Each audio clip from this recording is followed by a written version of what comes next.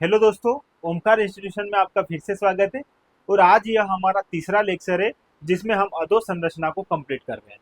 मध्य प्रदेश में अधोसंरचना MPPSC prelims की इकाई 6 का महत्वपूर्ण बिंदु है, जिसको हमने 3 पार्ट में डिवाइड किया है। पहला पार्ट हमने देख लिया है जिसमें हमने ऊर्जा देखी है। ऊर्जा में हमने नवीकरणीय ऊर्जा और अनवीकरणीय ऊर्जा को अच्छे से कंप्लीट कर लिया है। दूसरा हमारा लेक्चर जो दिन में अभी हमने थोड़ी देर पहले एक लेक्चर लिया था, उसमें हमने देखा था दोस्तों पूरा यहाँ वहां पर परिवहन परिवहन में रेल परिवहन, सड़क परिवहन, वायु परिवहन सारा अच्छे से इत्मीनान से कंप्लीट कर लिया है। अब ये हमारा तीसरा लेक्चर है अधोसंरचना को लेकर, जिसमें हम संचार देखेंगे। मध्य प्रदेश में संचार जो है ये महत्वपूर्ण बिंदु है, यहाँ से प्रश्न बनता है। संचार के साथ साथ कुछ अन्य संसाधन जो है जो अधोसंरचना से संबंधित है, उनको भी हम यहाँ पर देख लेंगे। जैसे जल संसाधन हुआ, बैंकिंग वाले कुछ सेक्टर्स हुए, ये सारे जो है हम यहाँ पर क्या करेंगे, कंप्लीट कर लेंगे। ठीक है, चलो देखो दोस्तों, मध्य प्रदेश में यदि हम संचार देखेंगे और संचार के साधन को देखेंगे तो हम यहाँ पर इसको हमने 5 पार्ट में डिवाइड किया है। ठीक है, जैसे समाचार पत्र, आकाशवाणी, दूरदर्शन, दूरसंचार व संचार विभाग, है ना। यदि हम इन सबको बेहतर तरीके से कंप्लीट कर लेंगे, इन सब के बारे में अच्छे से इनकी जानकारी जुटा लेंगे, तो हमारा मध्य प्रदेश में संचार के साधन वाला है जो टॉपिक है अच्छे से कंप्लीट हो जाएगा।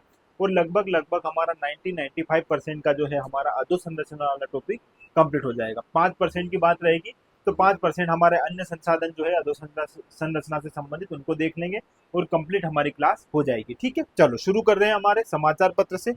देखो पहला टॉपिक है हमारा यहाँ पर समाचार पत्र। देखो समाचार पत्र शुरू करें उससे पहले आप जानते हो समाचार पत्र क्या होता है।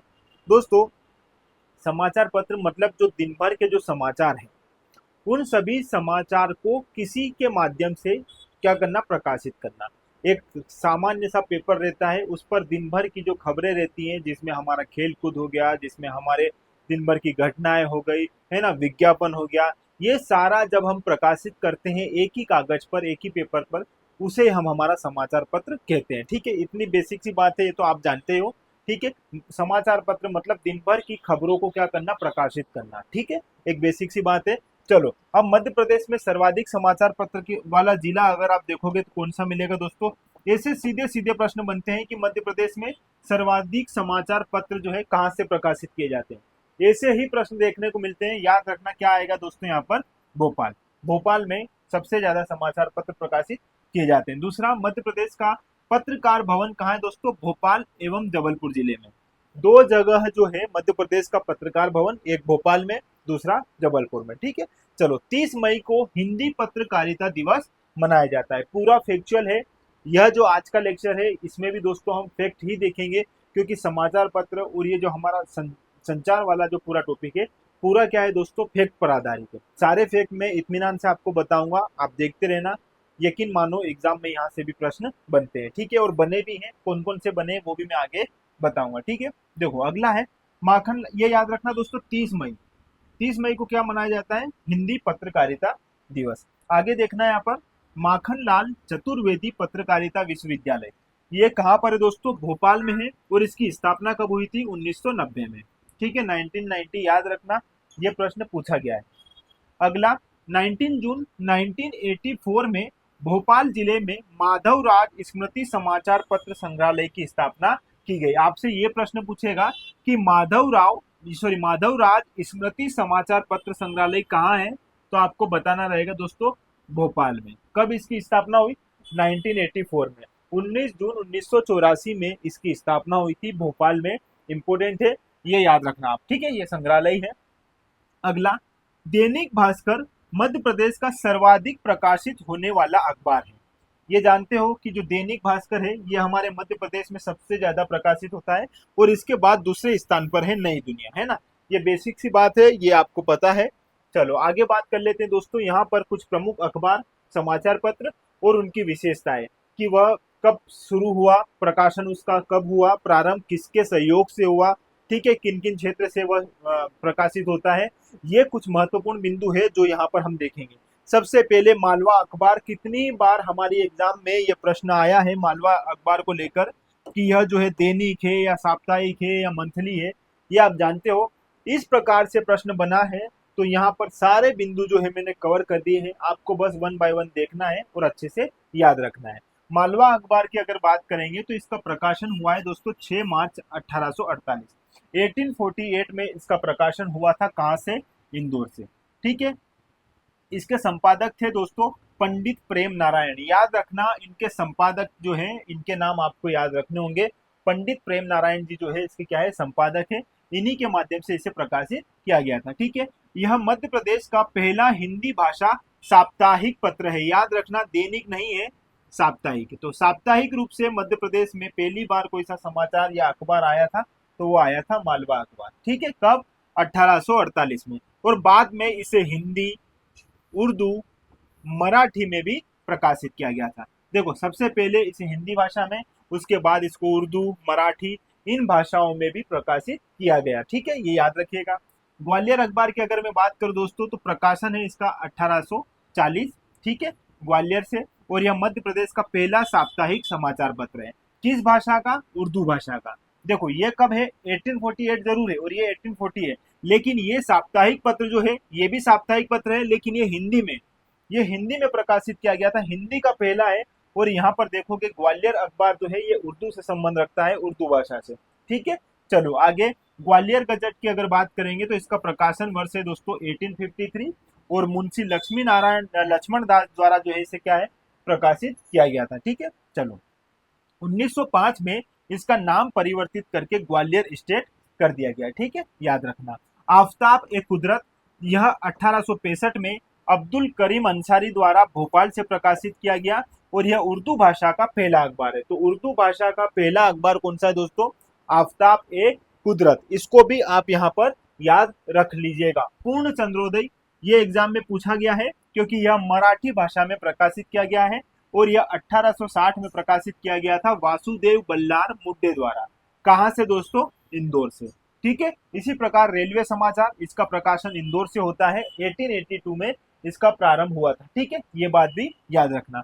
सत्यबोधनी, यह मराठी भाषा का समाचार पत्र था, और इसका प्रकाशन जो है 1885 में ब्रह्म समाज के द्वारा हुआ था। कहां से? इंदौर से।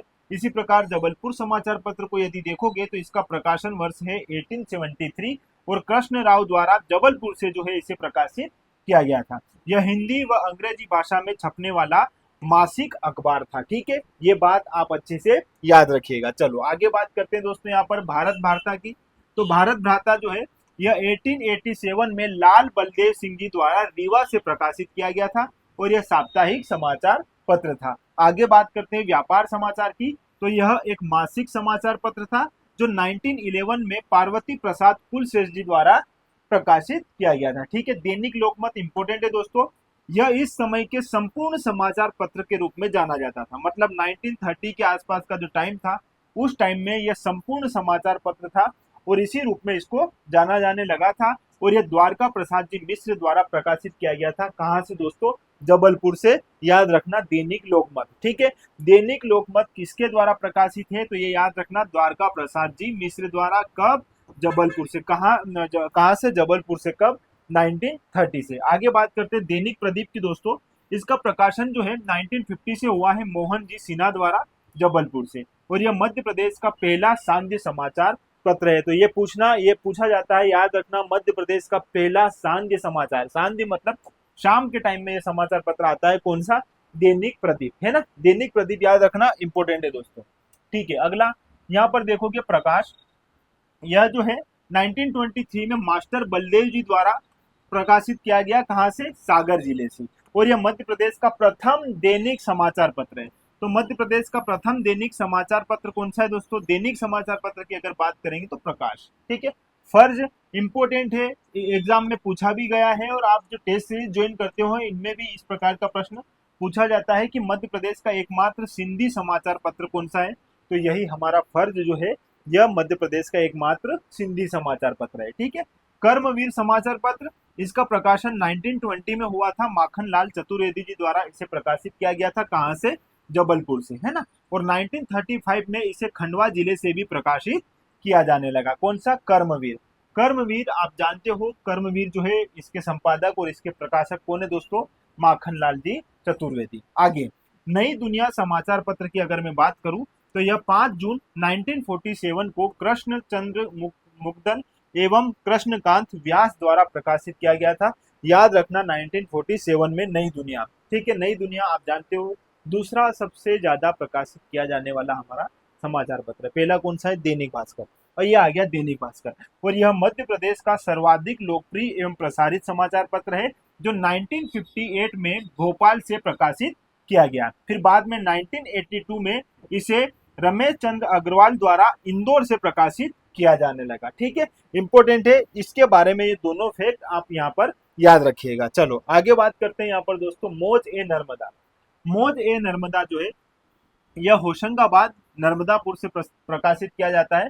1994 में इसे पहली बार प्रकाशित किया गया था। श्री कृष्ण ग्रंथमाला जो है इसका प्रकाशन वर्ष है 1922, और यह रामसराय ब्रह्म भट्ट द्वारा भिंड जिले से जो है प्रकाशित किया गया था। ठीक है, यह एक मासिक पत्र था, ये बात भी याद रखिएगा। चलो, रोजगार एवं निर्माण, आप हर दिन पढ़ते हो कंपटीशन की, अगर आप तैयारी कंपटीशन में उतरे हुए हो तो आपको हर सप्ताह में एक बार ये जो है पेपर देखना चाहिए। अच्छा पेपर है रोजगार एवं निर्माण। इसमें दोस्तों एग्जाम ओरिएंटेड चीजें आती है, और ये इसका प्रकाशन जो है ये 1985 में किसकी में, माध्यम नामक संस्था जो है भोपाल में स्थित है, इसके द्वारा जो है इसको क्या किया गया था, प्रकाशित किया गया था। और यह एक साप्ताहिक समाचार पत्र है, ये बात आप जानते हो। अगला है दोस्तों भारतीय आदर्श, इसका 1923 में प्रकाशन किया गया था, प्रकाशित हुआ था ये द्वारका प्रसाद सेवक द्वारा। कहां से दोस्तों, इंदौर जिले से। ठीक है, और यह भी क्या है, यह एक साप्ताहिक समाचार पत्र है। तो ये कुछ बातें थी जो आपको समाचार पत्र को लेकर ध्यान रखनी थी। ये कुछ प्रमुख समाचार पत्र थे। अब कुछ अन्य समाचार पत्र भी जो है जिले वाइज जहां जहां से प्रकाशित होते हैं वो एक बार देख लेते हैं, तो हमारा समाचार पत्र वाला जो है ये टॉपिक अच्छे से कंप्लीट हो जाएगा। देखो, अब अन्य समाचार पत्रों की अगर मैं बात करूं तो सबसे पहले मैं किस जिले की बात कर रहा हूं, जबलपुर की। ठीक है, अगर हम जबलपुर की बात करें तो जबलपुर में दोस्तों प्रमुख कौन से समाचार पत्र प्रकाशित किए जाते हैं, तो नवीन दुनिया, नव भारत, हिंदी एक्सप्रेस, दैनिक भास्कर, स्वतंत्र मत आदि। और अन्य में आएगा दोस्तों देशबंधु, लोक सेवा, नर्मदा ज्योति और स्वदेश, है ना। ये याद रखना, ये कहां से, जबलपुर से प्रकाशित होते हैं। ठीक है, इंदौर से नई दुनिया, नव भारत, दैनिक भास्कर, इंदौर, समाचार, स्वदेश, नव भारत, फ्री प्रेस, जनरल अंग्रेजी, लोक स्वामी आदि।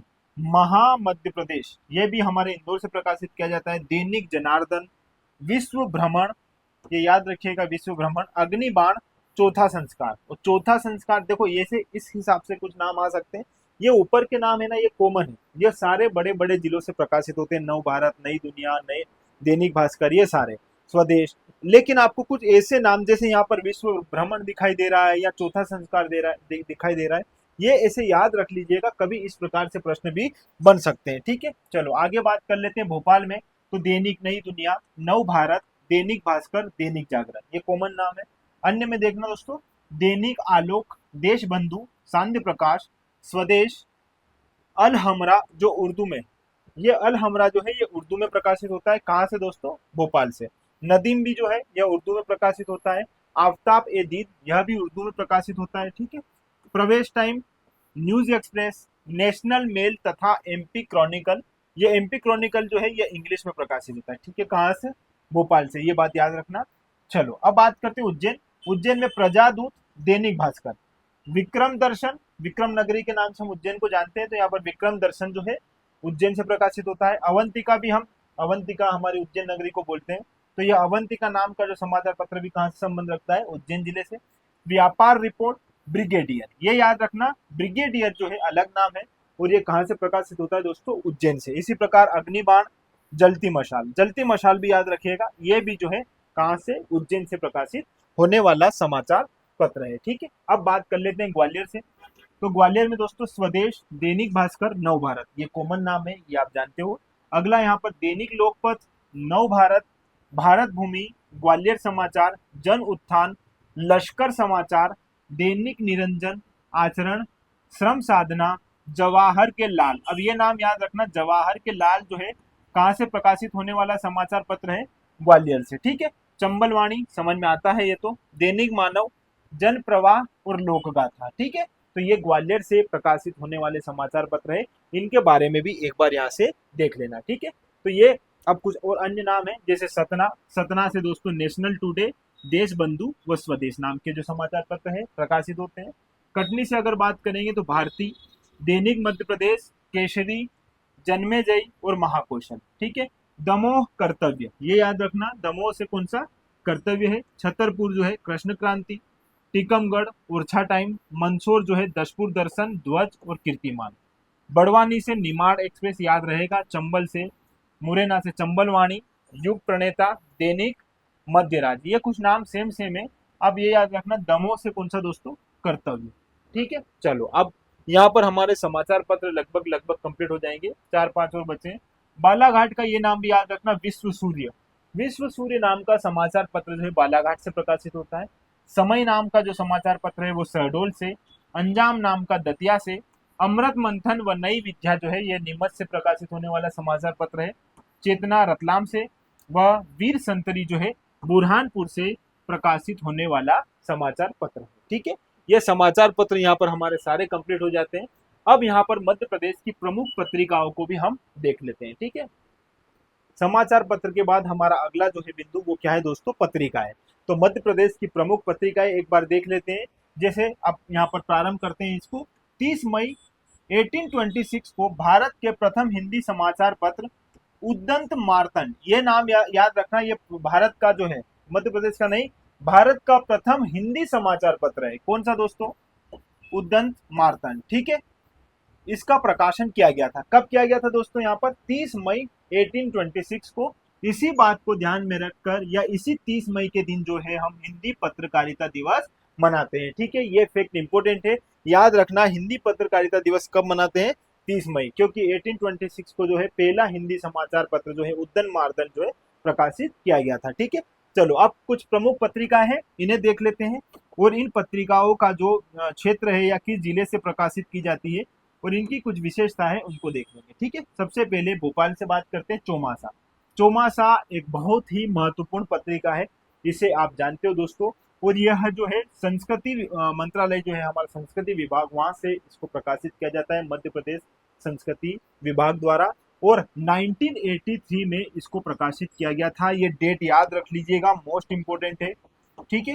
1983 संस्कृति से संबंधित है। इसमें बहुत सारे ऐसे जो है हमारे कलाकार जो जनजाति क्षेत्रों से भी बिलोंग करते हैं, उन लोगों को भी इस चौमासा से, या चौमासा एक प्लेटफॉर्म है, उनको उनकी जो है कृतियाँ, उन कृतियों को दिखाता है और अच्छे से सारी बातों को समझाता है। ठीक है।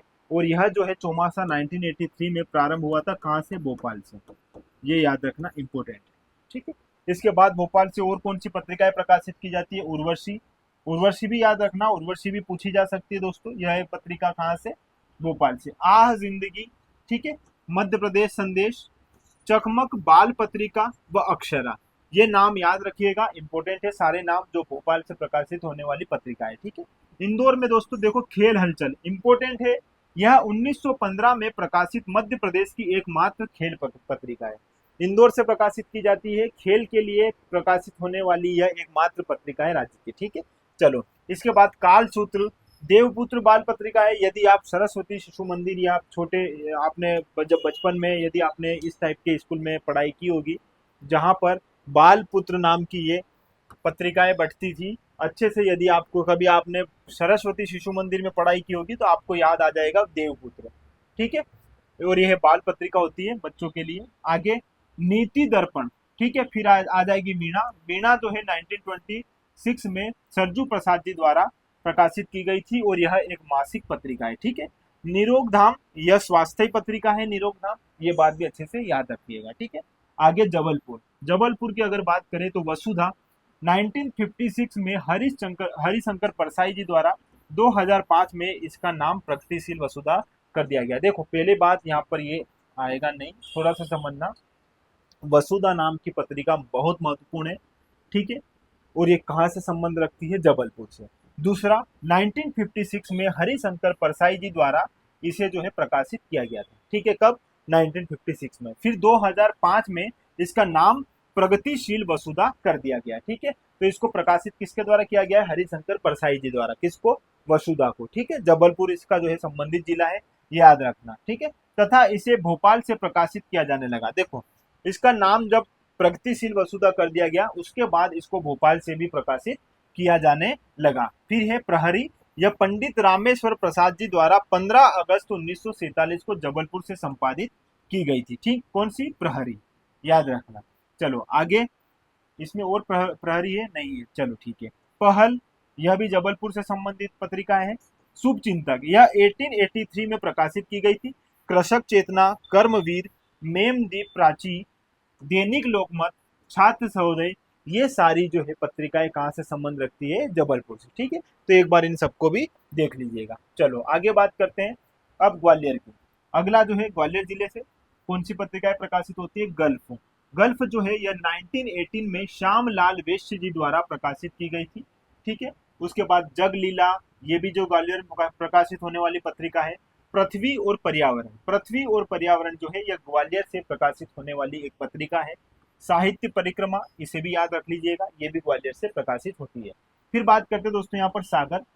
सागर की अगर मैं बात करूं तो परिधि, दिनकर, वगदंबिका, मध्य भारती पत्रिका, ये सारी जो है सागर से प्रकाशित होती है। ठीक है, आगे रीवा। रीवा से यदि आप देखोगे तो भारत वार्ता, यह 1887 में प्रकाशित की गई थी। ठीक है, इसी प्रकार उज्जैन से शब्द संसार, बाईसा व अदम्य, और नीमच से विप्र पंचायत, गुना से वीर अभिमन्यु, रतलाम से आवेग, कंकर, पर्यावरण डाइजेस्ट, और खंडवा से अक्षत नाम की पत्रिकाएं प्रकाशित होती है। इसी प्रकार छिंदवाड़ा से जगार व वनांचल, राजगढ़ से प्रसंग, और राजगढ़ से भी कहां पर? राजगढ़ में है ब्यावरा, ब्यावरा से प्रसंग नाम की जो है पत्रिका प्रकाशित होती है। ठीक है, अगर नर्मदापुरम की बात करें तो यहाँ से अखंड नामक एक पत्रिका प्रकाशित होती है, और वो कहाँ से? पिपरिया से। ठीक है, नर्मदापुरम की पिपरिया से।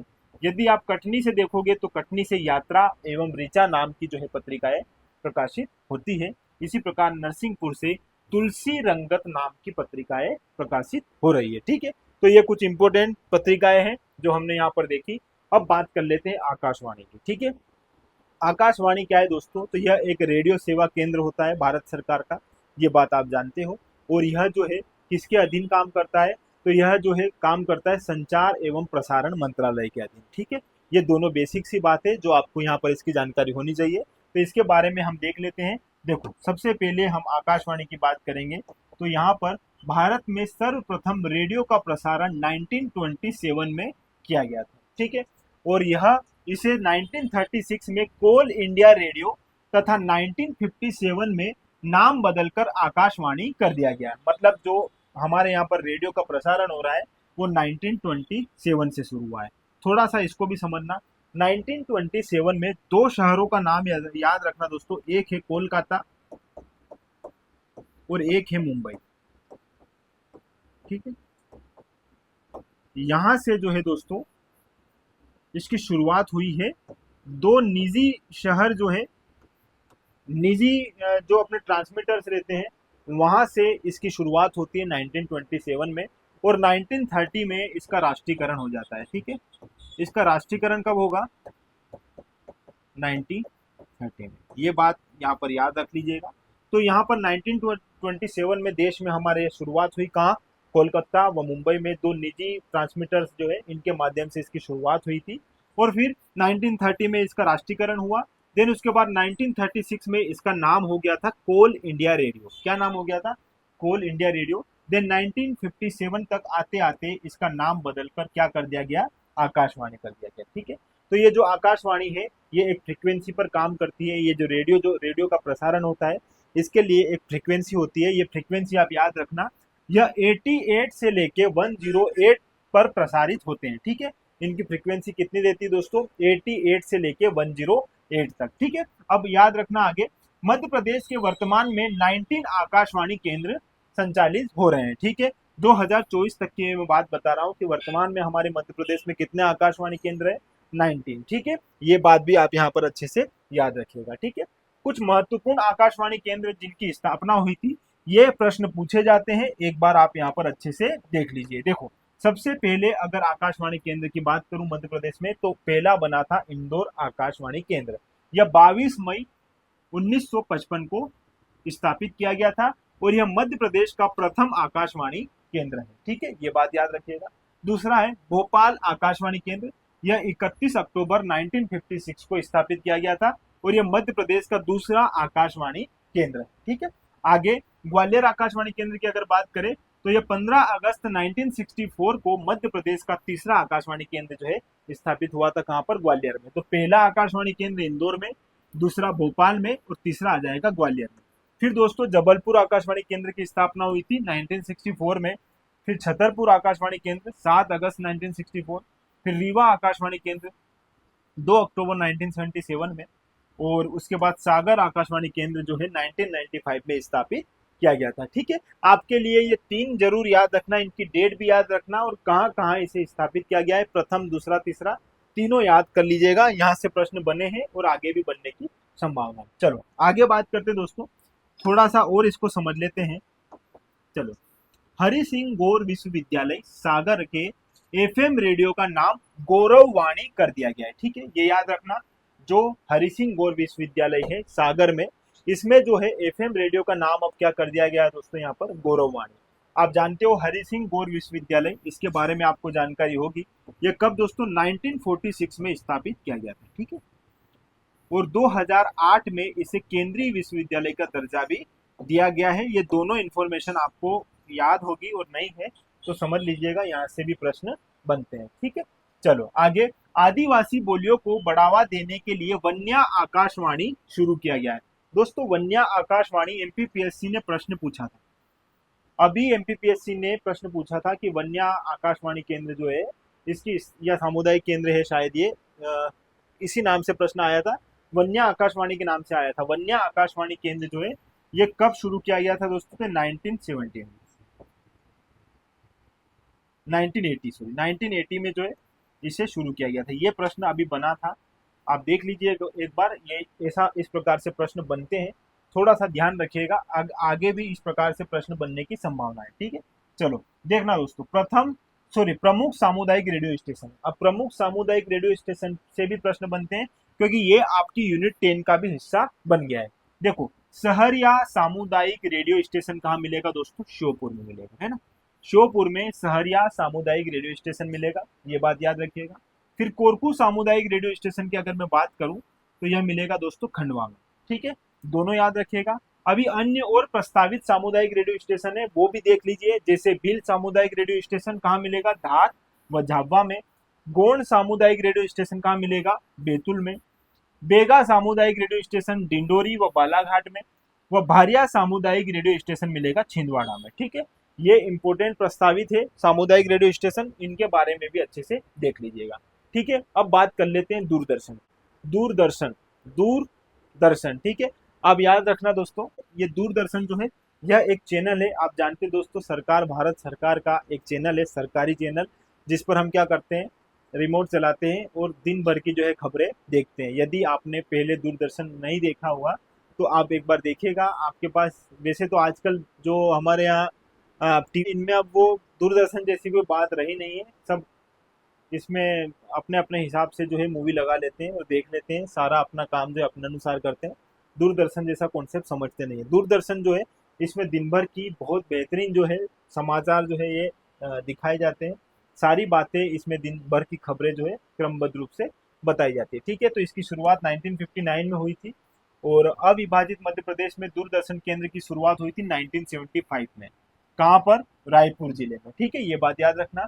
मध्य प्रदेश के भोपाल व इंदौर जिले में 1982 में दूरदर्शन का प्रसारण प्रारंभ हुआ था। ठीक है, 15 अगस्त 1982 को रंगीन प्रसारण का प्रारंभ किया गया है। ये भी याद रखना कि 1982 में रंगीन प्रसारण का प्रारंभ किया गया था दूरदर्शन पर। ठीक है, और प्रदेश का प्रथम सौर ऊर्जा से संचालित दूरदर्शन केंद्र कहाँ है? कस्तूरबा ग्राम, इंदौर। ये बात इंपॉर्टेंट है, याद रखिएगा। चलो, मध्य प्रदेश का प्रथम टेलीविजन स्टूडियो कहाँ मिलेगा दोस्तों? भोपाल में मिलेगा। ये कुछ फैक्ट है दूरदर्शन के जो आपको यहाँ पर याद रखना है। ठीक है, अब दूर संचार की बात करते हैं, ये है टेली कम्युनिकेशन। ठीक है, दूर संचार मतलब आपके स्थान जहां आप खड़े हो, इससे दूर पर भी यदि कोई व्यक्ति खड़ा है तो उसके बारे में आप उसकी जानकारी ले सकते हो, देख सकते हो, सारी चीजें समझ सकते हो। ठीक है, दूर संचार यही है हमारा। देखो, मध्य प्रदेश में डाक तार परिमंडल का गठन हुआ था 1962 में और प्रारंभ में इसका मुख्यालय क्या था दोस्तों? नागपुर, और वर्तमान में क्या कर दिया है? भोपाल। याद रखिएगा। और मध्य प्रदेश में दूर संचार सेवा का प्रारंभ हुआ था 1 सितंबर 1974 को। ठीक है, ये याद रखना, मध्य प्रदेश में दूर संचार सेवा कब प्रारंभ की गई थी? 1974 में। ठीक है, मध्य प्रदेश की एयरटेल टेलीफोन सेवा देश की पहली निजी टेलीफोन सेवा है। ठीक है, ये बात भी आप यहाँ पर अच्छे से मेंशन कर लेना, यहाँ से प्रश्न पूछे जा सकते हैं। ठीक है, आगे बात करते हैं मध्य प्रदेश में संचार विभाग। तो माखन लाल चतुर्वेदी राष्ट्रीय पत्रकारिता संचार विश्वविद्यालय जो है, इसकी स्थापना हुई थी 16 जनवरी 1990 में। ठीक है, यह है भोपाल में, और हिंदी में पत्रकारिता के क्षेत्र में शिक्षा, शोध, प्रशिक्षण का कार्य करता है। ठीक है, इस पर हम चर्चा कर चुके हैं। आगे चलो, माधवराव सप्रे स्मृति समाचार पत्र संग्रहालय, ये कहाँ है दोस्तों? ये भोपाल में है, और 1984 में इसे स्थापित किया गया था। इसके शोध ग्रंथालय प्रभाग में सुलभ बहुविध सामग्री का उपयोग देश के शोधार्थियों द्वारा पत्रकारिता में शोध के लिए प्रयोग किया जाता है। ठीक है, ये याद रखिएगा। महत्वपूर्ण तथ्य करके यह एक बिंदु दिया हुआ है, ये देखिए, मध्य प्रदेश में विज्ञान एवं प्रौद्योगिकी विभाग की स्थापना 1981 में की गई थी। तो मध्य प्रदेश में विज्ञान एवं प्रौद्योगिकी विभाग की स्थापना कब हुई है? 1981 में। इस फैक्ट को अच्छे से याद रखिएगा। चलो, अन्य अधोसंरचनाएं। अब हमने दोस्तों यहाँ पर कंप्लीट किया है हमारा संचार वाला बिंदु जो है हमारे यहाँ पर लगभग कंप्लीट हो चुका है। अब हम देख लेते हैं यहाँ पर अन्य अधोसंरचनाएं। ठीक है, अब अन्य अधोसंरचनाओं में क्या क्या है एक बार देखते हैं। मध्य प्रदेश में जल संसाधन। ठीक है, अब वर्तमान परिदृश्य देखते हैं। वर्ष 2024 में भारत सरकार द्वारा जल विज्ञान में नवाचार के लिए मध्य प्रदेश को एक्सीलेंस अवार्ड प्रदान किया गया है। ठीक है, किसके लिए? वर्ष 2024 में भारत सरकार द्वारा जल विज्ञान में नवाचार के लिए। ठीक है, तो जल विज्ञान में नवाचार के लिए मध्य प्रदेश को एक्सीलेंस अवार्ड प्रदान किया गया है। ठीक है, हम जल संसाधन की बात कर रहे हैं, ये बिंदु इंपोर्टेंट है। राष्ट्रपति श्रीमती द्रौपदी मुर्मू ने उड़ीसा राज्य को 5वें राष्ट्रीय जल पुरस्कार से सम्मानित किया है, तथा मध्य प्रदेश के इंदौर शहर को पश्चिमी क्षेत्र श्रेणी में पुरस्कृत भी किया है ना, ये बात याद रखिएगा। चलो, केंद्रीय आर्थिक समीक्षा 2023-24 के अनुसार मध्य प्रदेश के रीवा और सिंगरौली में सामान्य वर्षा से कम वर्षा दर्ज की गई है। कहाँ कहाँ पर? सिंगरौली और रीवा में केंद्रीय आर्थिक सर्वेक्षण 2023-24 के अनुसार सामान्य वर्षा से भी कम वर्षा के लिए इसको क्या किया गया, यहाँ पर नामित किया गया है। ठीक है, चलो, केंद्रीय भूजल बोर्ड रिपोर्ट 2023 के अनुसार मध्य प्रदेश में सुरक्षित भूजल विकास खंडों की संख्या 226 हो गई है, जो हमारे लिए इतना इंपॉर्टेंट नहीं है। ठीक है, चलो आगे बात करते हैं। अब कुछ इंपॉर्टेंट बिंदु है, इनको भी एक बार देख लेंगे। चलो देखो, सबसे पहले मध्य प्रदेश में मई माह, कौन से? मई माह में जल स्तर सबसे नीचे रहता है। ठीक है, क्योंकि मई माह में गर्मी अच्छी खासी रहती है। इसी बात को ध्यान में रखकर आप यहाँ याद रखना कि जल स्तर हमारा सबसे नीचा कब रहता है? मई माह में। ठीक है, केंद्रीय भूजल आयोग के अनुसार वर्तमान मध्य प्रदेश में 11 प्रमुख जलाशय हैं। ठीक है, मध्य प्रदेश में औसत सतही जल प्रवाह 81.5 लाख हेक्टेयर मीटर है, जिसका 56.8 लाख हेक्टेयर मीटर का उपयोग मध्य प्रदेश द्वारा किया जाता है ना, जो लगभग कितना है दोस्तों? 75%। भूगर्भीय जल प्रदेश 34.158 बिलियन घन मीटर है। यह जल संसाधन विभाग मध्य प्रदेश की रिपोर्ट के अनुसार है। ठीक है, कितना भूगर्भीय जल हमारे प्रदेश में कितना है? 34.158 बिलियन घन मीटर। ठीक है, चलो, इंपोर्टेंट नहीं है। केंद्रीय भूजल के अनुसार 2023 में मध्य प्रदेश का कुल वार्षिकी पुनर्भरणीय भूजल संसाधन 35.47 बिलियन टन है मीटर है, जो 2022 में 35.24 बिलियन घन मीटर था। ठीक है, देख लीजिएगा इसे भी। वर्ष 2023 में प्रदेश का कुल वार्षिकी भूजल ड्राफ्ट 19.30 बिलियन घन मीटर रहा, जिसमें सिंचाई हेतु 17.40 बिलियन घन मीटर 90.15% है, इतना ये। उद्योग हेतु 0.17 बिलियन घन, जो कितना है दोस्तों? 0.88% है। और घरेलू उपयोग हेतु 1.78 बिलियन घन मीटर, जो लगभग 8.91% है। इतना हमारा यह रहा है, यह केंद्रीय भूजल बोर्ड के अनुसार बताया गया है। इंपॉर्टेंट नहीं है ये फैक्ट, इसमें परेशान मत होइए। ये डेटा बस आपके ध्यान रहे आपको कि हमारे जल संसाधन में हमारा कितना डेटा जो है हमें याद रखना है, नहीं रखना है। बस आपकी नजरों के सामने से एक बार ये फैक्ट भी निकल जाए, इसीलिए इनको ऐड कर दिया है। ठीक है, जल संसाधन लोक स्वास्थ्य यांत्रिकी विभाग के अंतर्गत आता है। ये याद रखना कि हमारा जल संसाधन किसके अंतर्गत आता है? लोक स्वास्थ्य यांत्रिकी विभाग के अंतर्गत। ठीक है, चलो आगे। जल जीवन मिशन के माध्यम से वर्ष 2024 तक 55 लीटर प्रति व्यक्ति प्रतिदिन के शुद्ध पेयजल घरेलू नल कनेक्शन उपलब्ध करवाने का लक्ष्य रखा गया है। कब तक? 2024 तक। ठीक है, 55 लीटर प्रति व्यक्ति प्रतिदिन, ये याद रखिएगा। हर घर जल योजना में प्रथम जिला कौन सा है दोस्तों? ये भी याद रखिएगा कि हर घर जल योजना में प्रथम स्थान है बुरहानपुर का, और राज्य में यदि देखा जाए पहला स्थान तो किसका है? गोवा का। कुएं से सर्वाधिक सिंचाई वाला जिला कौन सा है? मंदसौर है। नलकूप से सर्वाधिक सिंचाई वाला जिला कौन सा है? इंदौर है।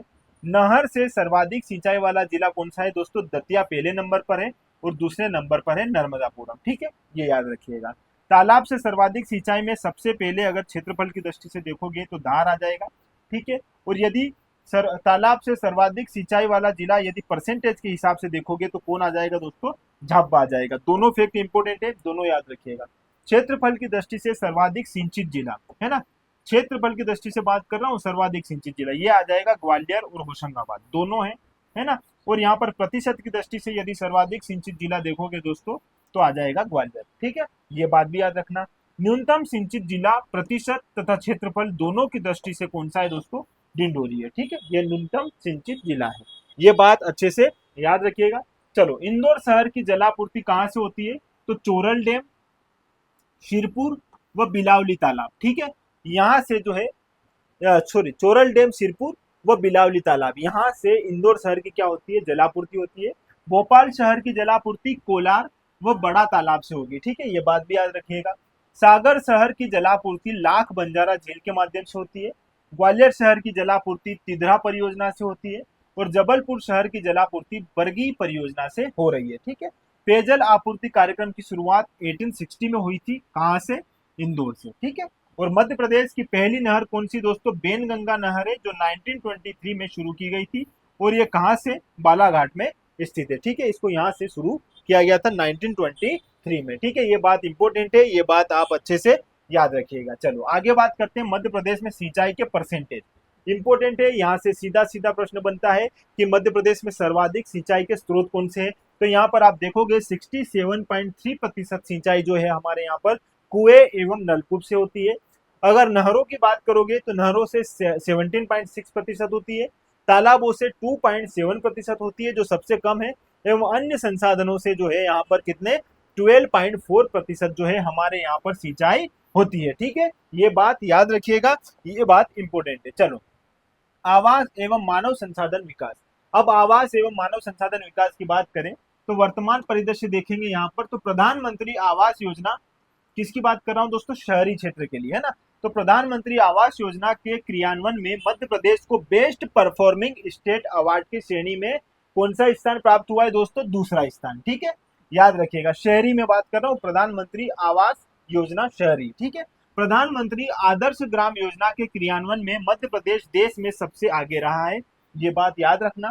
ठीक है, 4500 विकास कार्य करने वाला मध्य प्रदेश टॉप 10 राज्यों में प्रथम है। ठीक है, मानव संसाधन विकास में मध्य प्रदेश का स्थान कौन सा है दोस्तों? 8वां है। इंपोर्टेंट है, ये याद रखना कि मानव संसाधन विकास के मामले में मध्य प्रदेश का कौन सा स्थान है?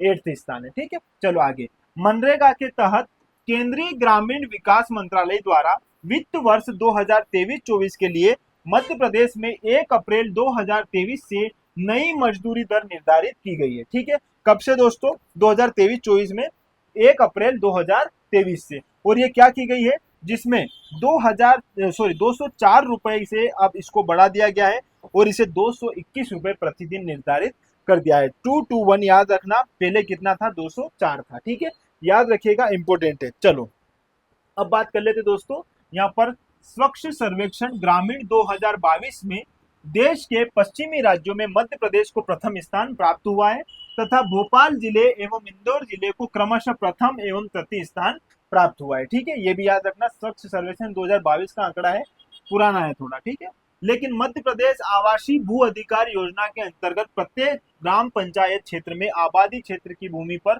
पात्र परिवारों को आवास भूखंड उपलब्ध करवाए जाएंगे, ये समाचार पत्रों की खबर है।